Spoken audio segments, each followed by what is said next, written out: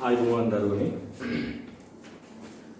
කලනේ පාඩමේ අපි වීඩියෝ 6ක් කරලා තියෙනවා මට 6 වෙනි වීඩියෝ එකේදී මට මතක හැටියට අපි වක්‍රයක් අනුරේඛනය කිරීම දක්වා කළා දැන් මේ යන්නේ 7 වෙනි වීඩියෝ එකේ මේකෙදි මම බලාපොරොත්තු වෙන්නේ මම එදා අවසාන වතාවට ගෙදර වැඩ හැටියට දුන්න ගැටලුව පොඩ්ඩක් සාකච්ඡා කරලා තවත් අලුත් ගැටලු දෙකක් ඒ කියන්නේ වක්‍ර දෙකක් ඔයගලන්ට අඳින්න අවස්ථාව දෙන්න.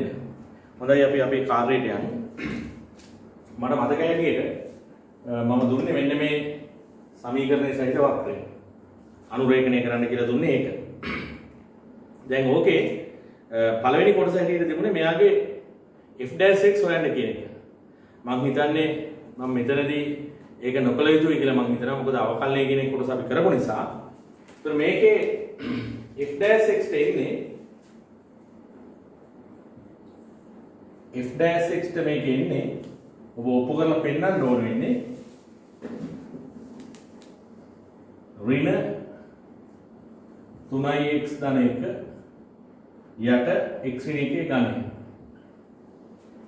x ඍණ 1 ඝනය මම මේක ලබා ගන්න හැටි කරන්න යන්නේ නැහැ. ශ්‍රීත දෙහික බෙදීමක් අවකලනය කරන ස්වරූපේ පාවිච්චි කරලා ඔබ සියලු දෙනාටම ඔය උත්තරේ ලබා ගන්න පුළුවන්. හරි අපි බලමු මෙතනින් ඉස්සරහට යන්න. එතකොට මේක දීලා තියෙනවා. right? මේක තමයි පළවෙනිම ඔප්පු කරන්න තියෙන්නේ. ඊට පස්සේ අපි බලන්න ඕනේ මෙයාගේ ප්‍රථම අවකලන සංගුණකයේ බිඳුව එන්නේ කොහෙද කියලා. ප්‍රථම අවකලන සංගුණකයේ හොයන්න හේතුව ඒකයි. f'(x) සමානයි බිඳුව නම් ඔබ දන්නවා අනිවාර්යයෙන්ම මේක බිඳුව වෙන්න නම් මේ ලවයේ බිඳුව එන්න ඕනේ. ඒ කියන්නේ 3x ධන 1 සමානයි බිඳුව එන්න ඕනේ. ඒ කියන්නේ x සමානයි ඍණ 1ට 3 වෙන්න ඕනේ. ඊළඟට මේ ගානේ දෙවෙනි අවකලන සමූහකයේ ඔබට දීලා තියෙනවා. f'(x) වලගේ දීලා තියෙනවා. f'(x) වලගේ දීලා තියෙනවා. ඒ දීලා තියෙන්නේ මෙන්න මේ ආකාරයට. 6 වතාවක් x ධන 1 බෙදීම x ඍණ 1 4 වෙනි බලය කියලා. එහෙනම් ඊළඟට අපි මොකද කරන්නේ? මේ දෙවෙනි අවකලන සංගුණකයේ ශූන්‍ය වන x ලාගේ නෝ සොයනවා. f'(x) සමානයි බිඳුව නම් පවණක් මේ ද්විත්ව ඉදලේ තේරුම එකයි. මේ ලවයේ බිඳුව එන්න ඕනේ. ඒ කියන්නේ x ධන 1 සමානයි බිඳුව එන්න ඕනේ. එහෙනම් ඔබ දන්නවා x සමානයි ඍණ 1 වෙන්න ඕනේ. එහෙනම් ප්‍රථම අවකලන සංගුණකයේ ශූන්‍ය වෙන තැන් හොයාගත්තා. දෙවන අවකලන සංගුණකයේ ශූන්‍ය වෙන තැන් හොයාගත්තා. ඒ කාර්යය ඉවරයි. ඊළඟට අපි බලන්න ඕනේ මේකේ සිරස් ස්පර්ශ වුණොත්. සිරස් ස්පර්ශ වුණොත් තියෙනවා කියලා. ඊළඟ පියවර. ඔබ දන්නවා සිරස් ස්පර්ශ වුණොත් තියෙන්නේ ශ්‍රිතය අර්ථ විරහිත වන තාත්වික x අගයන වල. ශ්‍රිතය අර්ථ විරහිත වෙන්න නම් අනිවාර්යෙන් මෙයාගේ හරය ශූන්‍ය වෙන්න ඕනේ. එහෙනම් x සමාන 1 දී සිරස් ස්පර්ශ වුණොත් තියෙනවා. ඒතකොට අපි ඒක මෙන්න මේ විදිහට වාක්‍යයකින් ලියනවා. x සමාන 1 විට fx අර්ථ විරහිතය. අර්ථ විරහිතය. එම නිසා x සමානයි 1 සිරස් ස්පර්ශෝන්මුඛයේ.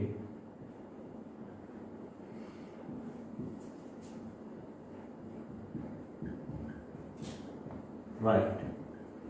දැන් එනම් සිරස් ස්පර්ශෝන්මුඛ තියෙන දැන් අපි හොයාගත්තා. ප්‍රථම අවකලන සංගුණකයේ ශූන්‍ය වෙන තැන් හොයාගත්තා. දෙවන අවකලන සංගුණකයේ ශූන්‍ය වෙන තැන් හොයාගත්තා. දැන් එහෙනම් අපිට ඊළඟට තියෙන්නේ මේ වක්‍රයේ තියෙන හැරුම් ලක්ෂයි නැතිවර්තන තියෙනවා නම් ඒවයි අඳුර ගැනීම. ඒතර හැරුම් ලක්ෂ කියන්නේ උපරිම අවම, සාපේක්ෂ උපරිම සාපේක්ෂ අවම කියන ඒවා සහ නැතිවර්තන හඳුනා ගැනීම. ඒතකොට මේ කාර්යය කරන්න පුළුවන් ක්‍රම කීපයක් තියෙනවා. ඒකෙන් එක ක්‍රමයක් තමයි මම පසුගිය වතාවේ ගැටලුවේදී සාකච්ඡා කරේ. ඒ තමයි සම්පූර්ණයෙන්ම දෙවෙනි අවකලන සංගුණක පරීක්ෂණය පාවිච්චි කරලා සම්පූර්ණයෙන්ම දෙවෙනි අවකලන සංගුණක පරීක්ෂාව පාවිච්චි කරලා උපරිම අවම නැතිවර්තන සෙවීම කියන එක. මම මේ ගැටලුවේ ඒකම නැවත වතාවක් කරනවා. මොකද විභාගයේදී වර්තමානයේ වැඩිපුරම ඒගොල්ලෝ පරීක්ෂාවට සූදානම් වෙන්නේ දෙවන අවකලන සංගුණකයේ භාවිතයෙන් කොහොමද සාපේක්ෂ උපරිම සාපේක්ෂවම නැතිවර්තන හොයන්නේ කියන එක. තව ක්‍රමයක් තියෙනවා පාවිච්චි කරන්න. ඒ තමයි සාපේක්ෂ උපරිම සහ සාපේක්ෂවම ප්‍රථම අවකලන සංගුණකයෙන් හොයලා නැතිවර්තනයේ විතරක් දෙවන අවකලන සංගුණකයෙන් හොයන එක. මම ඒ විදිහේ ගානක් අන්තිමට කරන්නම්. ඉස්සෙල්ලා අපි මේක මේ විදිහට කරමු. right. දැන් එහෙනම් අපිට තියෙන අවකල පරීක්ෂාව. එතකොට ඔබට මම කිව්වා මේ අවකල පරීක්ෂාව කරන්න නම් අනිවාර්යයෙන්ම සංඛ්‍යා රේඛාවද ලකුණු කළ යුතු ලක්ෂ වර්ග කීපයක් තියෙනවා. එකක් සිරස් ස්පර්ශෝන්මුඛ තියෙන තැන. දෙක ප්‍රථම අවකලන සංගුණකයේ බිඳුව වෙන තැන. ප්‍රථම අවකලන සංගුණකයේ බිඳුව වෙන තැන. ඒ කියන්නේ f'(x) බිඳුව වෙන තැන. තුන දෙවන අවකලන සංගුණකයේ බිඳුව වෙන තැන. හැබැයි ඒව ලකුණු කරන්න ඕනේ ආරෝහණ පිළිවෙලට.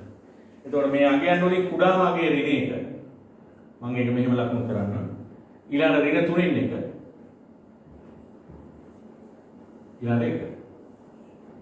ඒතර මම තව දෙයක් ඔබට කිව්වා ඔබට මතක ඇති. අර ස්පර්ශෝන්මුඛ තියෙන තැන්වලදී ඒ අගය පොඩ්ඩක් රවුන්ඩ් කරන්න. මොකද දන්නවද? උතන පොඩි අපි අතින් පොඩි මිස්ටේක් එකක් වෙන්න පුළුවන්. උතන සාපේක්ෂ උපරිම සාපේක්ෂවම නැතිවර්තන තියෙනවා කියලා අපි පැටලෙනවා. ඒ කියන්නේ මේ ඔබ තේරුම් ගන්න ඕනේ මේ කොටස කරන්නේ විනාඩි 15ක් ඇතුළත. හරි?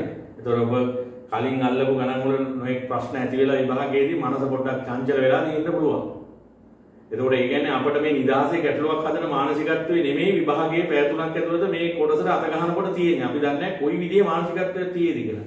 ඒ නිසා මේ ලංකාවේ තියෙන මේ විභාග කේන්ද්‍රීය අධ්‍යාපනය මේක හොඳද නරකද කියන එක වෙනම වැඩක්. නමුත් අපිට සිද්ධ වෙලා තියෙනවා වේලාසන පුළුවන් තරම් හිතලා යන්න අපි අතින් එන මිස්ටේක්ස් අඩු කරගන්න. එහෙම නැත්නම් මේකේ ජයග්‍රාහී වෙන්න අමාරුයි.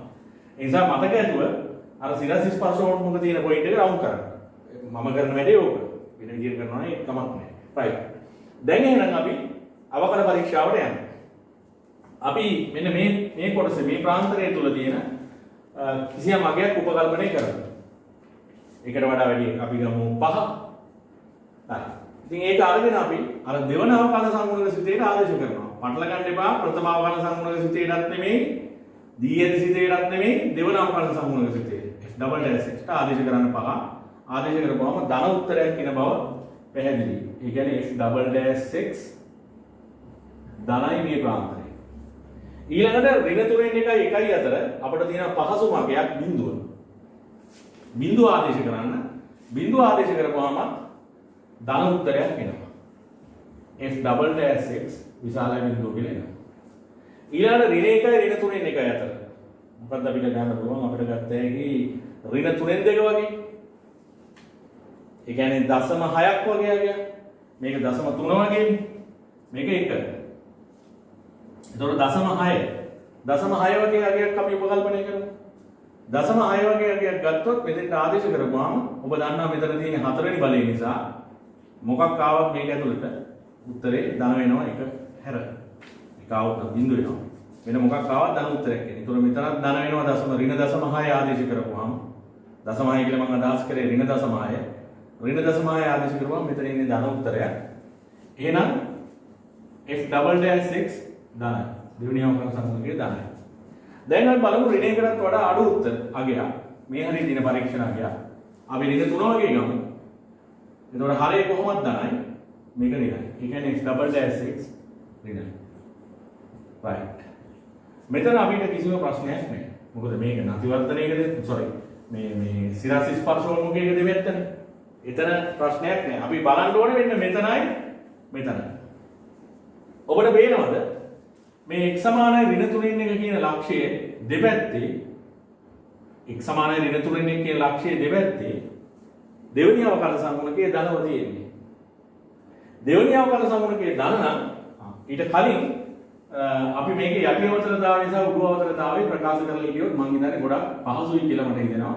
ඒක තමයි ඇත්තටමත් කරන්න ඕන දේ. මෙතන f'(x) ධනයි. දෙවෙනි අවකලන සංගුණකයේ ධනයි කියන්නේ උඩු අවතරයි. වක්‍රයේ උඩු අවතල තියෙන්නේ. right. මෙතනත් f'(x) ධනයි.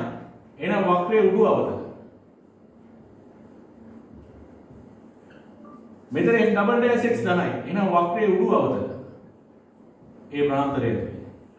මෙතන f'(x) ඍණයි වක්‍රයේ යටි අවතල. right. මේ පොයින්ට් එක අපි සලකන්නේ මොකද මේකේ සිරස් ස්පර්ශෝන්මුඛයේ තියෙන නිසා. මෙන්න මේ දෙක තමයි අපි චෙක් කරන්න ඕන පොයින්ට් එක. උපරිම තියෙනවද, අවම තියෙනවද, නැතිවර්තන තියෙනවද කියන කාරණේ. දැන් බලන්න මේ දරුවෝ මේ දෙපැත්තෙම වක්‍රයේ තියෙන උඩු අවතල.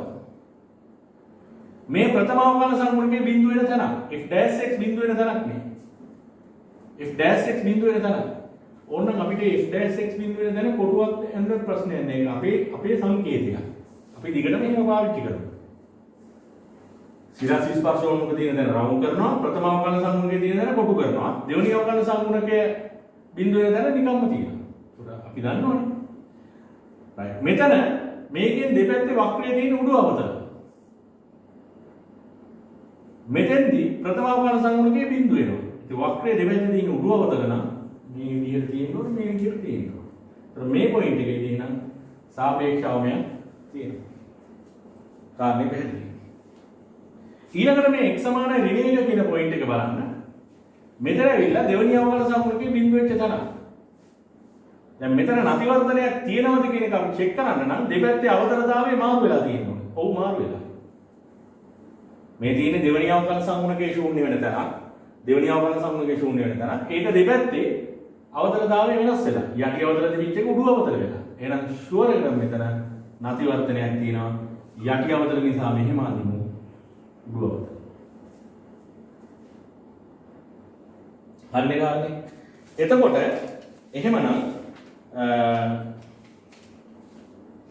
එහෙමනම් අපිට මේකේ අපි සාපේක්ෂ අවමයේ තියෙන දේ හඳුනගත්තා, නැතිවර්තනයේ තියෙන දේ හඳුනගත්තා. හැබැයි එහෙම හඳුනගත්තම අපි මේකේ ඛණ්ඩාංක ලියන්න ඕනේ. ඉතින් අපි ලියනවා මෙහෙම x සමානයි ඍණ 1/3 දී සාපේක්ෂ අවමයේ. හරි? එහෙම ලියලා ඉස්සරහින් මෙයාගේ ඛණ්ඩාංක හොයලා ලියනවා. ඉතින් මට මෙතන ඔයගලන්ට ඛණ්ඩාංක හොයලා ඉන්න වෙලාවක් නැති නිසා x සමානයි ඍණ 3 එක වෙනකොට මෙතන එන්නේ ඍණ 1/8. ඊළඟට x සමානයි ඍණ 1 දී නැතිවර්තනයේදී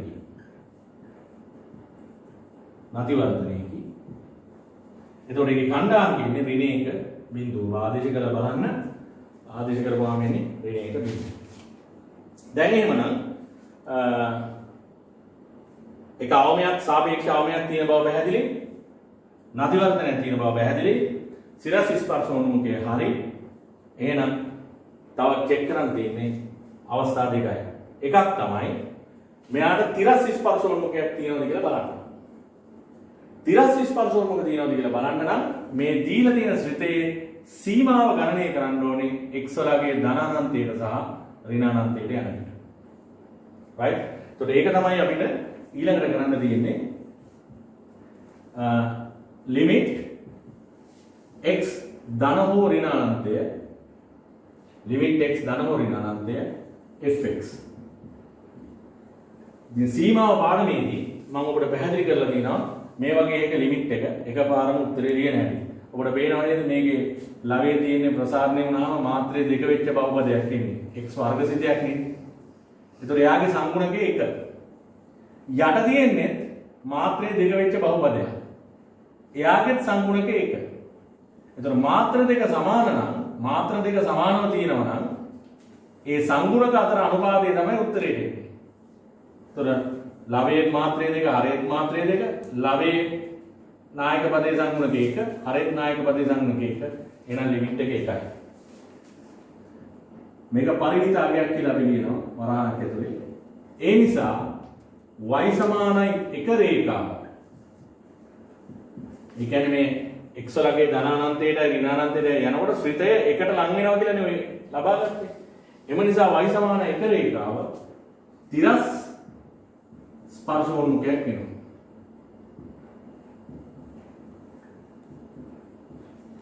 y සමාන 1 රේඛාව තිරස් ස්පර්ශෝන්මුඛයක් වෙනවා. ඒතකොට ඒ අංකයත් හරියි. තව එකයි තියෙන්නේ මේක y අක්ෂයේ කැපෙන තැන. ඒතකොට y අක්ෂයේ කැපෙන තැන හොයන්න නම් ඔබ දන්නවා අනිවාර්යයෙන්ම y අක්ෂයේ කැපෙන තැන හොයන්න x සමානයි බිඳුව දාලා බලන්න ඕනේ. ෆන්ක්ෂන් එකට. fx ට x සමානයි බිඳුව දාලා බලන්න. මම හිතන්නේ ඕනෙක් කෙනෙකුට පේනවා මේකට x සමානයි බිඳුව දාපුවාම fx වල ගියත් බිඳුවයි. මම ඒක බෝඩ් එකේ ලියන්න යන්නේ නැහැ. බෝඩ් එකේ ලියන්න යන්නේ නැහැ. එම නිසා අපි ඕනනම් මම මේක ලියන්නම් ඕගොල්ලන්ට පස්සේ මේක බලනකොට පැහැදිලි කරගන්න. x සමානයි බිඳුව විට f බිඳුව සමානයි බිඳුව. මේකට ආදේශ කරලා බලන්න. මෙතන බිඳුවයි ආදේශ වෙච්චාම මුළු එක සම්පූර්ණයෙන් බිඳුව වෙනවා. එම නිසා බිඳුව බිඳුවේදී y අක්ෂය කපයි. එතකොට මේ තොරතුරු ටික පාවිච්චි කරලා ඊළඟට අපිට තියෙන්නේ මේ වක්‍රය අනුරේඛනය කරන්න. මේ වක්‍රය අනුරේඛනය කරන්නයි ඊළඟට තියෙන්නේ. හොඳයි ඒක මේකත් එක්කම මම ඊළඟට පටන් ගන්නම්.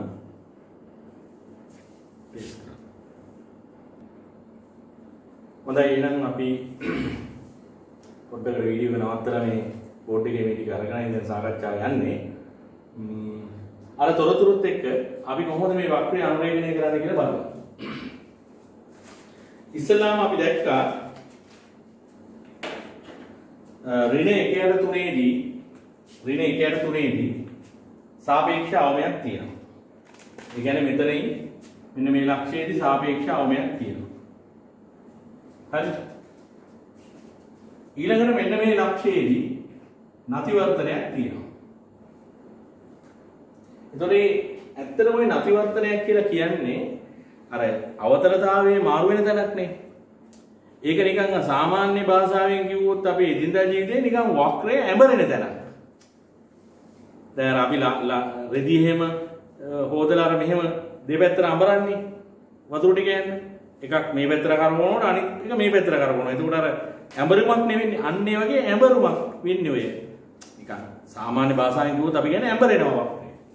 දැන් බලන්න දැන් මෙතනින් අවම වෙච්ච වක්‍රය මෙහෙම ඉහළට නැගලා මෙතෙන්දී ඔය ඍණ 1 බිඳුව කියන ලක්ෂයේදී මේ නතිවර්තනයේ තියෙන්නේ. දැන් හොඳට බලන්න මේක දිහා. දැන් වක්‍රය මෙහෙම ආවා ඇවිල්ලා මෙන්න මෙතෙන්ට එනකන් එනවා වක්‍රයේ යටි අවතල උඩු අවතල විදියට. බලන්නකෝ මේ ප්‍රාන්තරයේදී චෙක් කරලා ඍණ 3න් 1යි ඍණ 1යි අතර චෙක් කරලා බලන්න අවතරතාවයේ හොයපු වගුවේ යටි අවතලව තියෙන වක්‍රය. තොර මේ අපි අඳින එකත් එක්ක එක එකින් ගයි අපේ විශ්ලේෂණය. ඊළඟට මේක පැන්න ගමන් වක්‍රයේ යටි අවතල වෙනවා. ඒක තමයි මේ නතිවර්තනය කියන්නේ. උඩු අවතල වදිච්ච වක්‍රය එකපාරට මේ පැත්තට හැරිච්ච ගමන් යටි අවතල වෙනවා. ඒ කියන්නේ වක්‍රය ඇඹරෙනවා කියන එකනේ ඇත්තටම මෙතනදී. එහෙනම් මේක මේ පැත්තට හැරෙනවා. මේ හැරිච්ච එක අනිවාර්යයෙන්ම මෙයා තිරස් ස්පර්ශෝන්මුඛයක් නිසා ඔන්න ඔය විදිහට එන්න ඕනේ. ඒ කියන්නේ x වල අගේ ඍණ අනන්තයට යන්න ෆන්ක්ෂන් එක fx කියන එක නා එකට කිට්ටු වෙනවා. ඒ කියන්නේ අපි x ඍණ අනන්තයට යනකොට fx එකට යනවා කියලා හොයාගත්තේ. තව විදිහකින් කියනවා නම් y සමාන එක රේඛාව තිරස් ස්පර්ශෝන්මුඛයක් කියලා කියපු කතාවේ ජ්‍යාමිතික තේරුම තමයි මේ පැත්තට වක්‍රය ගන්න මෙයා එකට ලං වෙනවා. කවදාකවත් මෙයාට එක කපන්න හම්බෙන්නේ නැහැ. මොකද හේතුව x ඍණාන්තයට යනකොට fx යන්නේ එකට ගිහලා අපි පාගත්තා. ඒකලම ඍණ 1 බිඳුවේදී නතිවර්තනයක් තියෙනවා කියලාත් අපි කිව්වා. ඉතින් බලන්න මේ තියෙන යටි අවතල වක්‍රය. මේ තියෙන වක්‍රයේ යටි අවතල. දැන් මෙතන පැන්න ගම උඩු අවතල වෙනවා. මේ කොටසේ තියෙන වක්‍රයේ යටි අවතලව මෙතනින් වක්‍රය ඇඹරිලා ඍණ 1 පැන්න ගම වක්‍රයේ උඩු අවතල වෙනවා. හරි? දැන් ඊළඟට මෙතනදී අවමයක් තියෙන නිසා මේක උඩට යනවා.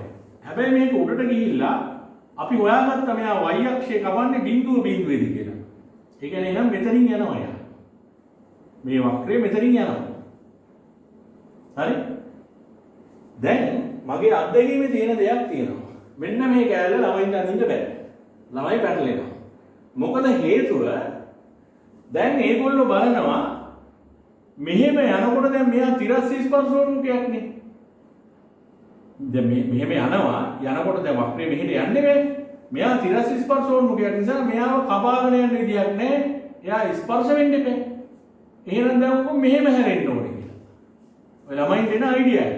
මම මේ ඇත්තටම ප්‍රායෝගිකව මගේ ගුරු ජීවිතයේ දැක්ක දෙයක්. ළමයි හිතනවා මේක මෙහෙම හැරෙන්න ඕනේ කියලා. එතන පොඩි සංකල්පීය දෝෂයක් තියෙනවා. අපි කොහෙදවත් ඔප්පු කරලා තියෙනවද x වලගේ එකට යනකොට මේක y සමාන එක රේඛාව ස්පර්ශ වෙනවා කියලා නෙමෙයි අපි හොයන්නේ තියෙන්නේ. අපි හොයන්නේ තියෙන්නේ x වලගේ ධනානන්තයට යනකොට මෙයා y සමාන එක රේඛාවට ස්පර්ශ වෙනවා කියලා. මේ අපි යන්නේ x වලගේ එක කියන ආගයට කිට්ටු වෙන්න මේ යන්නේ. එතකොට මේක ස්පර්ශෝන්මුඛයක් වෙනවා, තිරස් ස්පර්ශෝන්මුඛයක් වෙනවා කියලා අපි කොහෙවත් හොයාගෙන නැහැ. අපි හොයාගෙන තියෙන්නේ x වලගේ අනන්තය දක්වා ගෙනියනකොට ෆන්ක්ෂන් එක y සමාන එක රේඛාවක් ස්පර්ශ කරනවා කියලා. අපේ විශ්ලේෂණයෙන් අපි හොයාගත්තේ x වලගේ ධනානන්තයට ගෙනියනකොට ශ්‍රිතය y සමාන එකට සිඳු වෙනවා කියලා. යටින් හරි උඩින් හරි එනවා කියන්නේ. ඒ නිසා ඔබ කිසිසේත් කලබල නොයුතුයි.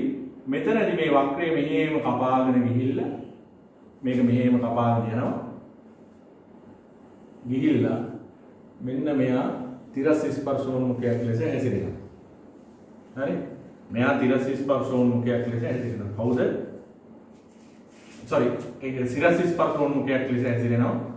මේ x සමානයි එක රේඛාව. මේක මෙහෙම යනවා.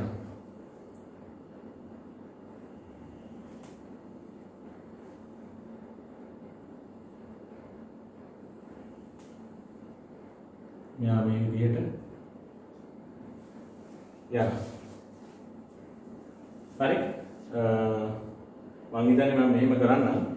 මේ සිරස් ස්පර්ශෝන්මුඛයේ තියෙනවා ඈත වැඩි. ඒකයි මේ අවුල වෙලා තියෙන්නේ. මෙයාව අපි ළඟට ගමු. තව ටිකක් මෙයාව ළඟට ගත්තොත් ඔය ප්‍රශ්නේ විසඳන්න පුළුවන්. නැත්නම් මේ ගන්න අමාරු වෙනවා. දැන් ඔබට විභාගෙදිවත් ඔය විදිහට අපහසුතාවයක් ආවොත් හොඳම දේ තමයි ටක්කාලා මේක මකලා ගන්න එක.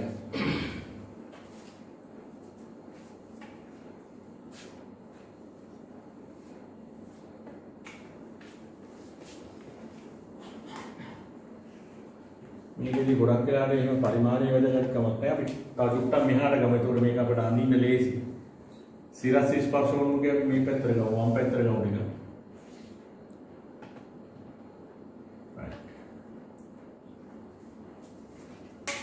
දැන් අඳින්න ලේසි.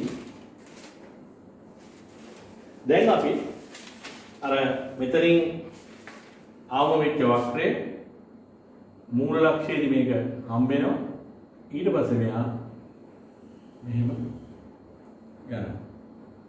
එතකොට x වලගේ එකට කිට්ටු වෙන්න එක කියන මේ අගයට කිට්ටු වෙන්න මෙයා අනන්තයට යනවා. ඒකනේ සිරස් ස්පර්ශෝන්මුඛයක් කියන එකේ තේරුම ඒකනේ. අනන්තයට සිඳු වෙනවා. ඔන්න ඔය විදිහට.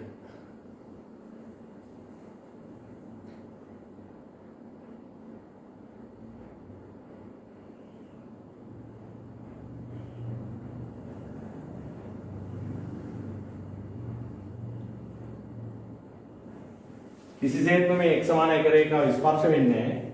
එයා අනන්තයේදී හම්බෙන විදිහට ඒකට ලංවීමක් විතරයි වෙන්නේ. හොඳයි.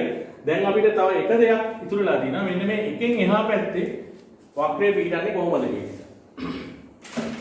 දැන් එතකොට y සමානයි එක රේඛාව තිරස් ස්පර්ශෝන්මුඛයක් නිසා කෙනෙකුට එනවා විකල්ප අදහසක්.